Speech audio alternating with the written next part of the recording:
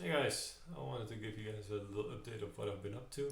Um, yeah, I did remove all my skin components from it and just started from scratch just to um, yeah make sure that everything works as it does, and then make it also work with the text components and the embed and the video and the images. Um, but first of all, like all the positioning just needs to work pretty nicely and consistently. It's quite some work. As you can see, when you add in a new div or a container or a box or whatever you want to call it, then by default it has a width and a height of both auto. But if I set the width to 50%, now we can see that it has 50%. If we change the number now from 50 to 30, then it remembers percentage instead of going to pixels. It's like little bugs like that are into the software that all the time need like certain attention to fix. So yeah, we can set the width, we can set the height to 100%. All right. Maybe we want to have a max width of 300 pixels. Okay. Now when we move this, you'll see that at some point here it reaches the 50% and then it starts to shrink along. So that's kind of like how you can, make sure that things work responsively and all that stuff. It's part of it.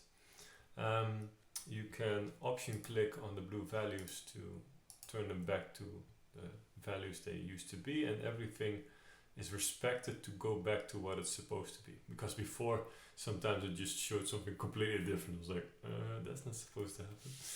So yeah, that's the vibe coding journey that goes with this. There's little things like when you set the width to, for example, 100%, and you say 20 pixels from the left, now it crosses the canvas, and that's something that I'm like, okay, how am I gonna deal with this? Is it important to fix this or not? Like best case scenario is that it just automatically adjusts the values. You can see that when I say 20 pixels from the left and 20 pixels from the right, then the width is disabled. But it should also actually respect this to go 20 pixels here from the right to the left. And as you can see, this one doesn't work so well. So yeah, but there's all this kind of logic that needs to be applied to it to make it work nicely. A lot of things are already in place, so that's nice. And the good thing about this is the moment things work really well, it's much easier to put other things on top of it, like having a blur effect, stuff like that, on the containers.